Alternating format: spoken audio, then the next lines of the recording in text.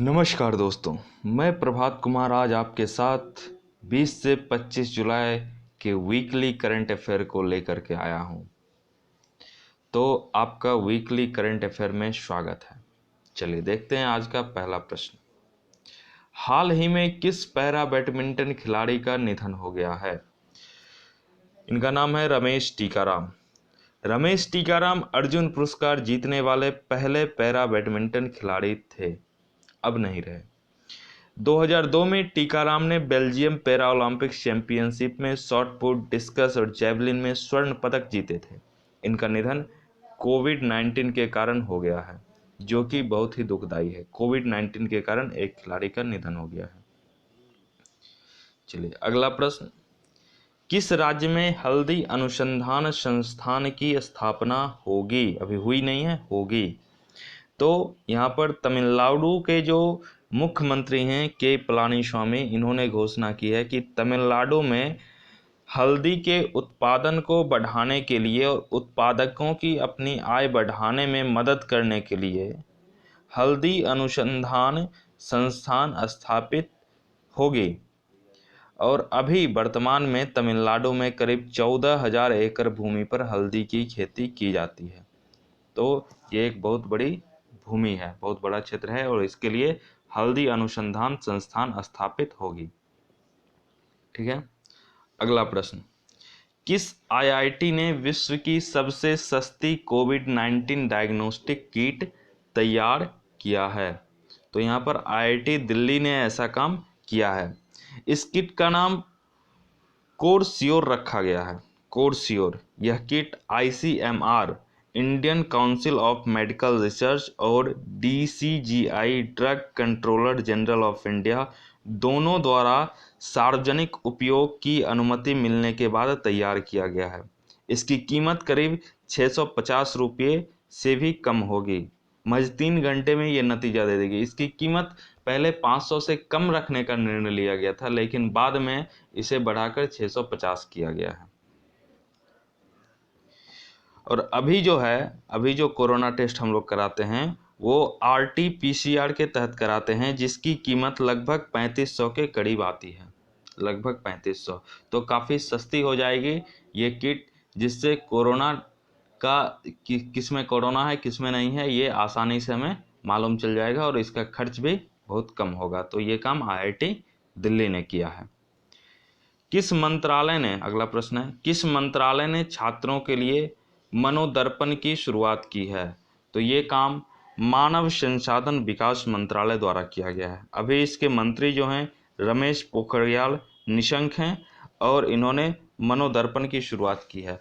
अभी हर एक छात्र ऑनलाइन क्लास कर रहे हैं, तो छात्र तथा अध्यापक के मानसिक स्वास्थ्य के लिए मनोदर्पण की शुरुआत की गई है। तो इसके पीछे है कि जो मानसिक स्ट्रेंथ है वो बना रहे, तो इसके लिए मनोदर्पण की शुरुआत मानव संसाधन विकास मंत्रालय द्वारा की गई है, जिसके मंत्री का नाम है रमेश पोखरियाल निशंक। ठीक है, अगला प्रश्न। डीआरडीओ द्वारा विकसित स्वदेशी ड्रोन का नाम क्या है? DRDO, defence research and development organisation, जिसकी स्थापना 1958 में हुई थी। तो इसके द्वारा जो ड्रोन विकसित किया गया है इसका नाम भारत रखा गया है और यह ड्रोन चंडीगढ़ स्थित प्रयोगशाला में विकसित किया गया है। सबसे खास बात यह है कि यह रडार के पकड़ में नहीं आती और अभी जो इसके प्रेसिडेंट हैं, अध्यक्ष हैं, वो जी सतीश रेड्डी हैं। डीआरडीओ के अध्यक्ष जी सतीश रेड्डी और इसकी स्थापना 1958 में हुई थी। इसको याद रखिएगा, 1958। ठीक है। हाल ही में किस राज्य के राज्यपाल का निधन हुआ है? हाल ही में, तो अभी हाल ही में लालजी टंडन, जो कि मध्य प्रदेश के राज्यपाल थे, इनकी मृत्यु 85 वर्ष की आयु में हो गई है। और अभी आनंदीबेन पटेल को मध्य प्रदेश के राज्यपाल का अतिरिक्त प्रभार दिया गया है। लालजी टंडन 1996 से 2009 तक 3 बार उत्तर प्रदेश विधानसभा में विधायक के रूप में कार्य किया और 15वीं लोकसभा में संसद के सदस्य भी चुने गए थे। तो अभी पदस्थहीन थे राज्यपाल मध्य प्रदेश के, तो इनका निधन हो गया है लालजी टंडन का। अगला प्रश्न है, किस दिन को अंतरिक्ष अन्वेषण दिवस मनाया जाता है? किस दिन को अंतरिक्ष अन्वेषण दिवस मनाया जाता है? तो ये 20 जुलाई को मनाया जाता है। और इसी दिन को नील आर्मस्ट्रॉन्ग और एडविन बज एल्ड्रिन 1969 में चंद्रमा की सतह पर उतरने वाले पहले इंसान बने थे। और पहले इंसान को उतारने वाला अंतरिक्ष यान का नाम अपोलो 11 था। ठीक है, अपोलो 11, इसको भी ध्यान में रखिएगा। अगला प्रश्न, भारत की, यहाँ पर थोड़ा सा मिस्टेक है, भारत की पहली सार्वजनिक इलेक्ट्रिक वाहन चार्जिंग प्लाजा का उद्घाटन कहाँ किया गया है? तो ये दिल्ली के चेम्सफोर्ड क्लब में भारत के पहले इलेक्ट्रिक व्हीकल चार्जिंग प्लाजा का उद्घाटन केंद्रीय विद्युत नवीन और नवीनीकरण ऊर्जा मंत्री R.K. सिंह द्वारा किया गया है, जिससे भारत में इलेक्ट्रिक वाहनों को बढ़ावा मिलेगा। ठीक है, अब चलिए अगला प्रश्न देखते हैं। किस राज्य में जोरम मेगा फूड पार्क का उद्घाटन किया गया है? जोरम मेगा फूड पार्क, इसका नाम ध्यान में रखिएगा। जोरम मेगा फूड पार्क का जो उद्घाटन है मिजोरम में किया गया है। और मिजोरम की राजधानी आइजोल है। इसके मुख्यमंत्री जोरामथांगा हैं। ठीक है, तो इस फूड पार्क का उद्घाटन केंद्रीय खाद्य प्रसंस्करण उद्योग मंत्री हरसिमरत कौर के द्वारा किया गया है। और इसमें सीधे तौर पे 5,000 लोगों को रोजगार दिया जाएगा और करीब 25,000 वहाँ आसपास के जो किसान होंगे इससे अप्रत्यक्ष रूप से लाभ में आएंगे। उनके जो फसल हैं वो आसानी से यहाँ पर बिक पाएंगे, तो वो लाभान्वित होंगे। इससे लगभग 25,000 ये आंकड़ा है। और इसके जो अभी राज्यपाल हैं वो PS श्रीधरन पिल्ले हैं। ठीक है, अगला प्रश्न, किसे राष्ट्रपति रामनाथ कोविंद का नया निजी सचिव नियुक्त किया गया है? तो इनका नाम है P. प्रवीण सिद्धार्थ। इससे पहले जो निजी सचिव थे वो विक्रम सिंह थे, जिन्हें अब शिपिंग मंत्रालय का संयुक्त सचिव नियुक्त किया गया है। P. प्रवीण सिद्धार्थ 2001 बैच के राजस्व सेवा अधिकारी हैं, तो इसको भी ध्यान में रखिएगा। और अब इससे पहले कौन थे? तो विक्रम सिंह थे। चलिए अगला प्रश्न, युवाओं को आत्मनिर्भर बनाने के लिए किस मंत्रालय ने यूनिसेफ के साथ साझेदारी की है? तो यहाँ पर यूनिसेफ के साथ साझेदारी करने के लिए युवा मामले एवं खेल मंत्रालय ने ये साझेदारी की है। और इसके जो अभी मंत्री हैं वो हैं किरण रिजिजू। इस समझौते के तहत युवाओं को अभी जो शिक्षा और बेरोजगारी की चुनौती है इससे निपटने के लिए समाधान उपलब्ध करवाए जाएंगे। इसके कारण यूनिसेफ के साथ साझेदारी की गई है। युवा मामले एवं खेल मंत्रालय के द्वारा ऐसा किया गया है। और इसके जो मंत्री हैं किरण रिजिजू हैं, इसको भी ध्यान में रखिएगा। 2020 इंडिया आइडियाज समिट का थीम क्या रखा गया?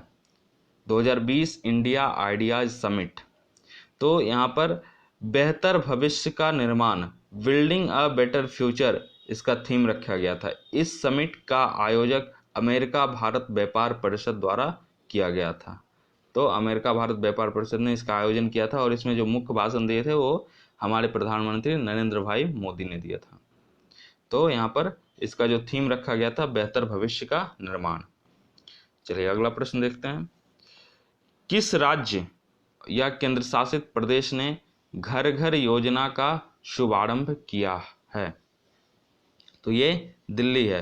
दिल्ली के मुख्यमंत्री अरविंद केजरीवाल ने इस योजना के तहत जो भी राशन कार्ड धारी हैं, राशन कार्ड होल्डर हैं, उन्हें राशन घर घर जाकर पहुंचाएंगे, यानी कि होम डिलीवरी कराएंगे, ताकि इस कोविड-19 के महामारी के संक्रमण को फैलने से रोका जा सके।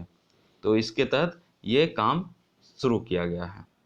अगला प्रश्न है, DRDO ने किस स्वदेशी मिसाइल का परीक्षण किया है? DRDO, defence research and development organisation. इससे पहले भी आया था कि इसकी स्थापना कब हुई थी? तो 1958 में इसकी स्थापना हुई थी। और इसके जो अभी अध्यक्ष हैं G. सतीश रेड्डी हैं।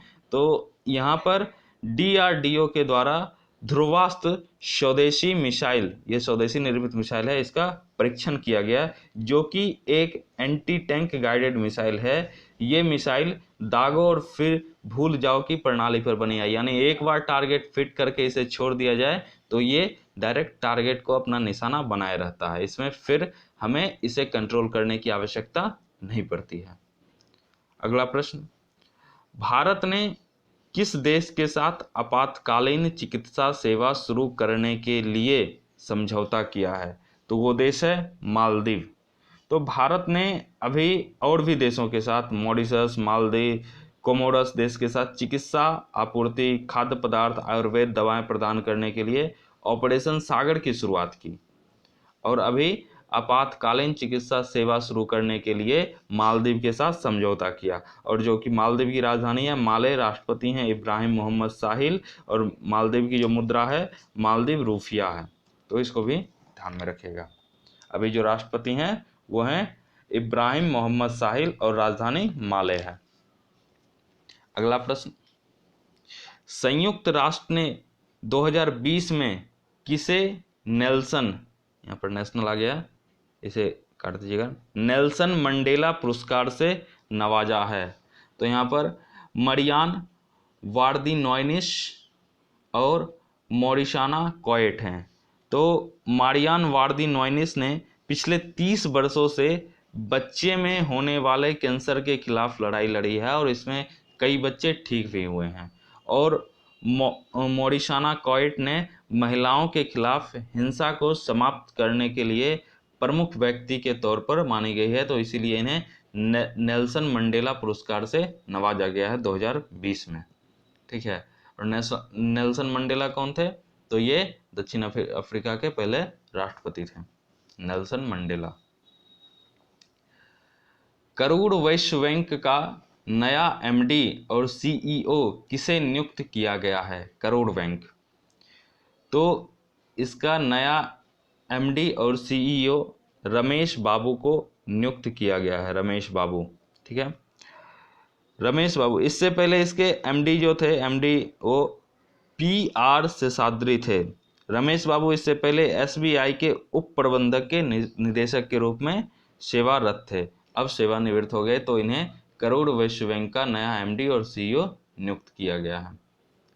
चलिए अगला प्रश्न, वाडा, वर्ल्ड एंटी डोपिंग एजेंसी, वाडा द्वारा भारत की जो एनडीटीएल है, नेशनल डोप टेस्टिंग लेबोरेटरी, ठीक है, तो इसे कितने माह के लिए निलंबित कर दिया गया है? तो 6 माह के लिए इसे निलंबित कर दिया गया। पहले भी ये निलंबन था, लेकिन अब इसे बढ़ाकर और 6 माह एक्सटेंड किया गया है। अगला प्रश्न है, किस राज्य में प्रधानमंत्री ने जलापूर्ति परियोजना की आधारशिला रखी है? तो यहाँ पर प्रधानमंत्री नरेंद्र भाई मोदी ने मणिपुर में, जिसकी राजधानी इम्फाल है, और वहाँ पर इस जल आपूर्ति योजना परियोजना की आधारशिला रखी है। इस योजना के तहत हर घर में सुरक्षित, पर्याप्त और साफ पेयजल पहुंचाने का लक्ष्य रखा गया है। इसके मुख्यमंत्री एन वीरेंद्र सिंह हैं, राज्यपाल नजमा हेपतुल्ला हैं, राजधानी इम्फाल है, तो इसको भी ध्यान में रखिएगा। यानी 2024 तक हर घर में शुद्ध स्वच्छ पेयजल पहुंचे, ये इस योजना की मुख्य उद्देश्य हैं। अगला प्रश्न, राष्ट्रीय प्रसारण दिवस कब मनाया जाता है? राष्ट्रीय प्रसारण दिवस 23 जुलाई को मनाया जाता है, क्योंकि इसी दिन को 1927 में मुंबई स्टेशन से पहला रेडियो प्रसारण शुरू किया गया था। ठीक है, अगला प्रश्न है, चीन ने मंगल अभियान के तहत पहला यान प्रक्षेपित किया है, उसका नाम क्या है? तो उसका नाम अभी यहाँ पर तियानवेन 1 है। तियानवेन 1, यह यान मंगल ग्रह के चारों तरफ चक्कर लगाएगा और वहां के भूभाग, पर्यावरण, वातावरण, जल के बारे में जानकारी एकत्रित करेगा। इससे पहले चीन ने 2011 में रूस के साथ मिलकर मंगल ग्रह पर यान भेजने की असफल कोशिश की थी, भेजा गया था लेकिन वो असफल रहा था। लेकिन यहाँ पर भारत वो पहला देश है जिसने पहले ही प्रयास में मंगल यान पर अपना यान पहुंचाया था, और वो दिन 24 सितंबर 2014 का था, इसको ध्यान में रखिएगा। और मंगलयान पर पहुंचने वाला चौथा देश बन गया था। रूस, नासा, यूरोपियन अंतरिक्ष एजेंसी के बाद ये चौथा देश बन गया था। और यह मंगल ग्रह पर भेजा गया सबसे सस्ता मिशन था, ठीक है, जो कि भारत ने किया था 24 सितंबर 2019 को। और ये स्वतंत्र रूप से भेजने वाला पहला देश भारत है, इसको ध्यान में रखिएगा। अगला प्रश्न है, किस राज्य सरकार ने मधु बाबू पेंशन योजना के तहत ट्रांसजेंडर समुदाय को शामिल किया है? तो यहाँ पर ओडिशा की सरकार ने ऐसा किया है। इस योजना का उद्देश्य है कि राज्य में जो जिनका कोई आश्रय नहीं है, वैसे बुजुर्ग, अलग अलग व्यक्ति जिनका कोई सहारा ना हो, विधवा महिलाओं और जो अभी तलाक के लिए कोर्ट में केस लड़ रही है, उन सभी को वित्तीय सहायता प्रदान करना है इस योजना के तहत। तो इसकी ओडिशा की जो राजधानी है वो भुवनेश्वर है, मुख्यमंत्री नवीन पटनायक हैं और राज्यपाल गणेशी लाल हैं, तो इसको भी ध्यान में रखिएगा। चलिए अगला प्रश्न, किस भारतीय मूल के व्यक्ति को सिंगापुर में राष्ट्रपति सम्मान से सम्मानित किया गया है? तो यहाँ पर कला नारायण स्वामी हैं, जिन्हें सिंगापुर में राष्ट्रपति सम्मान से सम्मानित किया गया है। सिंगापुर के वुडलैंड हेल्थ कैंपस में नर्सिंग विभाग के उप निदेशक हैं ये कला नारायण स्वामी। ये चिकित्सा सेवा में आधुनिक प्रणाली विकसित करने के लिए जानी जाती हैं।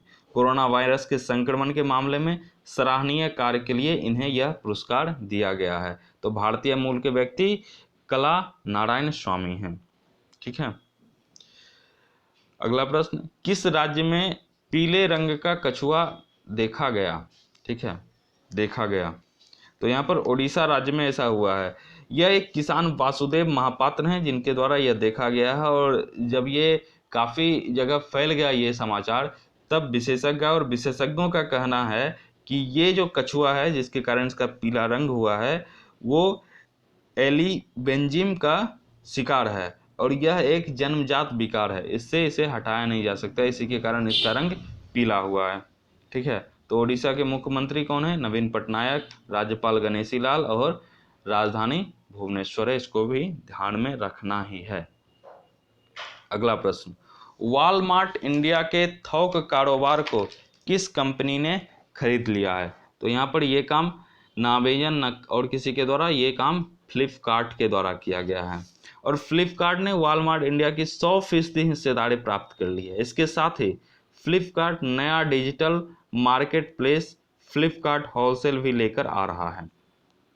अभी फ्लिपकार्ट के जो सीईओ हैं वो कल्याण कृष्णमूर्ति हैं और वॉलमार्ट के जो सीईओ थे वो समीर अग्रवाल थे। 2 साल पहले वॉलमार्ट ने फ्लिपकार्ट में 77% हिस्सेदारी खरीदी थी, लेकिन अब फ्लिपकार्ट ने पूरे वॉलमार्ट को ही खरीद लिया है। तो ये जिसकी लाठी उसकी भैंस की बराबर है, ठीक है। समय समय की बात है, पहले वॉलमार्ट ने खरीदा था, अब फ्लिपकार्ट ने खरीद लिया। चलिए अगला प्रश्न है, किस देश ने रावण के उड्डयन मार्गों पर शोध करने का निर्णय लिया है? तो यहाँ पर श्रीलंका ने ये काम किया है। रावण श्रीलंका से जुड़े थे और यह शोध श्रीलंका के पर्यटन एवं विभाजन मंत्रालय की देखरेख में किया जाएगा। श्रीलंकाई सरकार का मानना है कि रावण ने 5000 वर्ष पहले उड़ान भरी थी और यह दुनिया का पहला विमान चालक था। भारतीय धर्म ग्रंथ के अनुसार, रामायण के अनुसार, रावण ने पुष्पक विमान का उपयोग किया था और श्रीलंका ने अपना पहला ग्रह जो भेजा उसका नाम था रावण 1, जो कि जून 2019 में लॉन्च किया गया था। और श्रीलंका का जो बहुसंख्यक सिंहला है, सिंहला बौद्ध समुदाय, उसने राजा रावण का गुणगान करता है और यह समूह खुद को रावण बलाया भी कहता है, तो इसको भी ध्यान में रखना है। और श्रीलंका ने अपना पहला उपग्रह रावण 1 जून 2019 में लॉन्च किया था, ठीक है। अगला प्रश्न, भारत सरकार ने किस दिन को मुस्लिम महिला अधिकार दिवस मनाने का निर्णय लिया है? यूँ तो अगस्त काफ़ी ऐतिहासिक घटनाओं से भरा पड़ा है। 20 अगस्त, 15 अगस्त, 19 अगस्त और अब 1 अगस्त।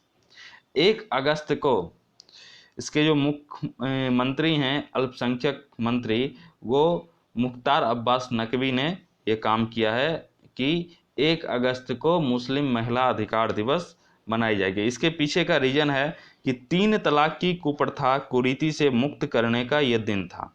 भारत के इतिहास में मुस्लिम महिला अधिकार दिवस के रूप में 1 अगस्त दर्ज हो चुका है। 3 तलाक या तलाक ए बिद्दत, जो कि ना तो संवैधानिक तौर से ठीक था और ना ही इस्लाम के नक्ते नज़र से जायज़ था। 3 तलाक की कुप्रथा के खिलाफ कानून तो 1986 में भी बनाया जा सकता था, जब साहबानो केस में सुप्रीम कोर्ट ने बड़ा फैसला दिया था, लेकिन उस समय की संसद ने सुप्रीम कोर्ट के फैसले को निष्प्रभावी बनाने के लिए संसद में संवैधानिक अधिकारों का इस्तेमाल किया और केंद्रीय अल्पसंख्यक कार्य मंत्री मुख्तार अब्बास नकवी ने 1 अगस्त 2019 के दिन राष्ट्रपति रामनाथ कोविंद से मुस्लिम महिला विवाह अधिकार संरक्षण विधेयक पर हस्ताक्षर कर कानून का रूप दे दिया और इसे 3 तलाक को नॉन वेलेबल अपराध घोषित किया गया और 3 तलाक को 3 साल की जेल का प्रावधान भी रखा गया है 3 तलाक में। तो ये पूरा इसका मामला था, इसीलिए मुस्लिम महिला अधिकार दिवस 1 अगस्त को मनाया जाने लगा, क्योंकि राष्ट्रपति रामनाथ कोविंद ने इसी दिन को इस बिल को एक्ट के रूप में पारित किया था। अगला प्रश्न, किस राज्य ने नवीन रोजगार छतरी योजना की शुरुआत की है? तो यहाँ पर उत्तर प्रदेश सरकार ने नवीन रोजगार छतरी योजना की शुरुआत की है। मुख्यमंत्री योगी आदित्यनाथ का कहना है कि प्रदेश का सर्वांगीण विकास हो, कोई एक वर्ग धनी ना हो जाए, कोई एक वर्ग गरीब ना रह जाए, एक संतुलन बनाने के लिए इस प्रकार की योजना का शुरुआत करना आवश्यक है। तो इसीलिए इस प्रकार की योजना का शुरुआत किया गया है और राज्यपाल आनंदीबेन पटेल हैं। और अभी आनंदीबेन पटेल को मध्य प्रदेश के जो राज्यपाल थे लालजी टंडन की मृत्यु के बाद अतिरिक्त प्रभार दिया गया है। अगला प्रश्न, किस राज्य ने 2022 तक पूर्ण रूप से प्राकृतिक तरीके से खेती करने की घोषणा की है? तो ये काम हिमाचल प्रदेश की सरकार के द्वारा किया गया है। यह प्रदेश उत्तर पश्चिम भारत में स्थित है। हिमाचल प्रदेश की राजधानी शिमला और दूसरी राजधानी धर्मशाला भी है, इस दोनों को ध्यान रखना है। दूसरी राजधानी अगर पूछा जाए तो धर्मशाला। मुख्यमंत्री जयराम ठाकुर हैं और इसका गठन 25 जनवरी 1971 को हुआ था। ये डेट काफ़ी महत्वपूर्ण है, 25 जनवरी 1971, ठीक है। इस राज्य की 5 प्रमुख नदियां हैं, चिनाब, रावी, व्यास, सतलुज, कालिंदी, और कुल 12 जिले हैं। साक्षरता प्रतिशत जो है 80% के पार है और जनसंख्या करीब 70 लाख के पास है, ठीक है। तो 5 नदी जो बहती है, इसके कारण यहाँ के मुख्यमंत्री जो जयराम ठाकुर हैं, इन्होंने घोषणा की है कि 2022 तक हम पूर्ण रूप से प्राकृतिक तरीके से खेती करेंगे। चूँकि बहुत अधिक भूभाग नहीं है, मात्र 12 जिले हैं इस राज्य में, तो ये काम यहाँ पर आसानी से संभव है। तो इन्होंने घोषणा की है कि 2022 तक हम पूर्ण रूप से प्राकृतिक तरीके से खेती करेंगे, ठीक है। अगला प्रश्न और आज का अंतिम, भारत की सबसे अमीर महिला रोशनी नाडर किस कंपनी की चेयरपर्सन चुनी गई है? यहाँ पर उत्तर है HCL टेक, HCL की ये चेयरपर्सन चुनी गई है। रोशनी नाडर की उम्र मात्र 38 साल है और इससे पहले उनके पिता शिव नाडर इसके चेयरपर्सन थे। HCL टेक के चेयरपर्सन शिव नाडर थे। अब उनकी बेटी जो है रोशनी नाडर इस कंपनी की चेयरपर्सन चुनी गई है। और 2019 में फोर्ब्स की विश्व की 100 ताकतवर महिलाओं की सूची में जो रोशनी नाडर का स्थान था वो 54वां स्थान था, तो इसको भी ध्यान में रखिएगा। और ये अपने मतलब पारंपरिक तरीके से जो वंशानुगत आता है, तो इससे पहले इनके पिता शिव नाडर थे और अब इनकी बेटी रोशनी नाडर आई है। तो आज के लिए इतना ही। मेरा पूरा वीडियो देखने के लिए बहुत बहुत धन्यवाद। फिर मिलेंगे अगले वीकली करंट अफेयर में आपके साथ, तब तक के लिए बहुत बहुत धन्यवाद।